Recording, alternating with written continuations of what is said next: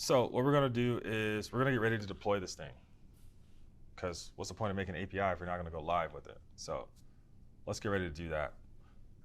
Some of the things that we need to do to deploy this API are actually not a lot, surprisingly. We actually did all the hard work already. I knew that I was going to deploy this, so I made sure that we did things that were going to be simple when it came time to deploy. There's only a few things we need to do. But let's think about what it means to deploy.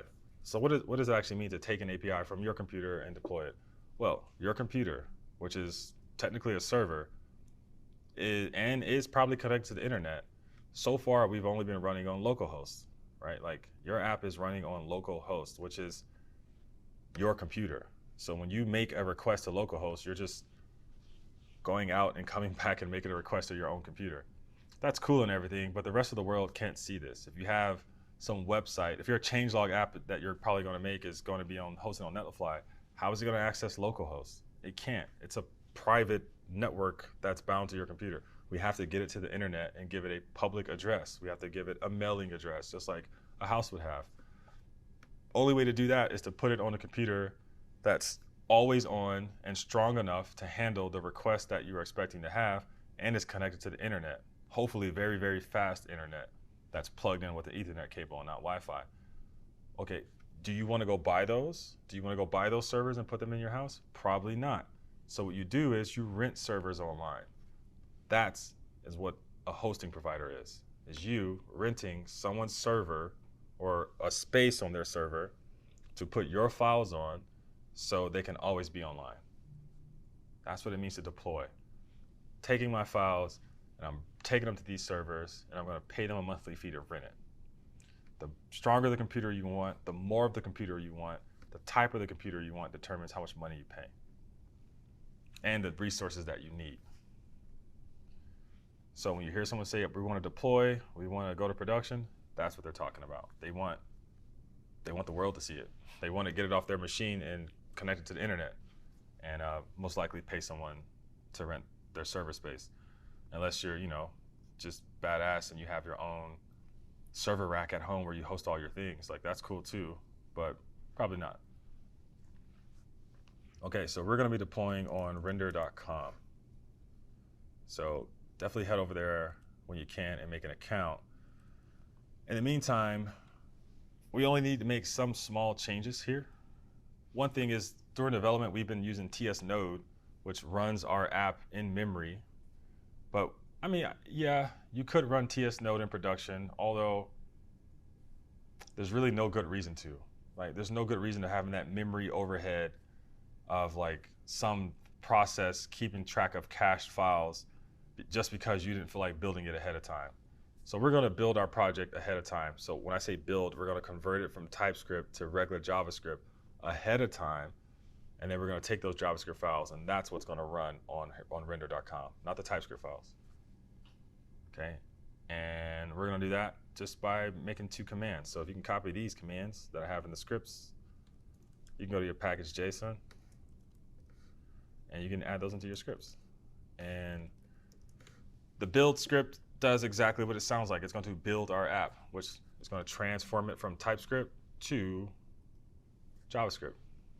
And then the start command is going to start our server, just like we've been doing with dev, but not from the index.ts, instead from the index.js, the JavaScript version of it. Okay.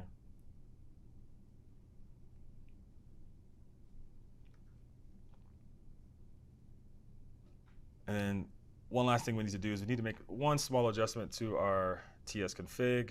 So actually just have that here. You can just copy this TS config. We have to add an include.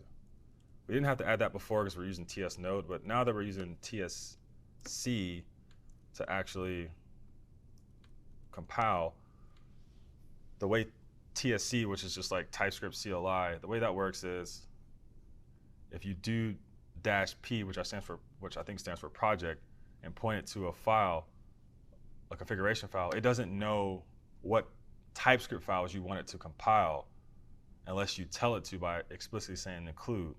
The alternative is you don't point it to a TS config and you just say, oh yeah, just go here, source, index.ts and go compile that. But then you don't get to customize the compiler to do all these different things because it'll just ignore this whole file. So either you can use this file and use include, or you can't use this file at all, and you can just point to a file. Yeah, we need that file, so we're gonna point it there, and we're going to put in includes. And our includes is it's just saying go here, get everything in source.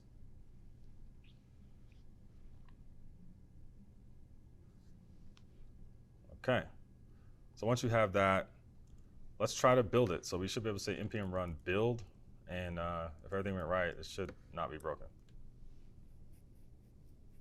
Okay, nothing is screaming at me, so hopefully that means it built. And you can check by going to the top and seeing a dist folder. That dist folder should just have a ton of JavaScript and JavaScript maps and stuff. Yes?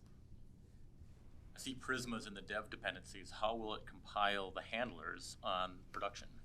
It's a great question. So Prisma is not the same thing as @Prisma/client. Prisma is a CLI, which is only used for dev dependency things like migrate. Anything you type in the terminal, that's what that's used for. The Prisma client that we import is a different package. You can find that in the package.json under @Prisma client. That is a dependency, not a dev dependency, so we're good there.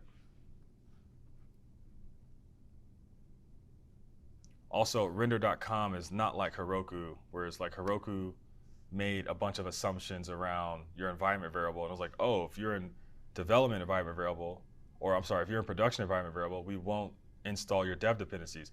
Render's not like that. Render actually doesn't even install anything for you at all. You have to tell it to install, so it's pretty raw. But also, yeah, it makes sense because that's what you would do on your computer. So we could, even if it was a dev dependency, we could still install it and use it if we needed to, which we don't, but we could.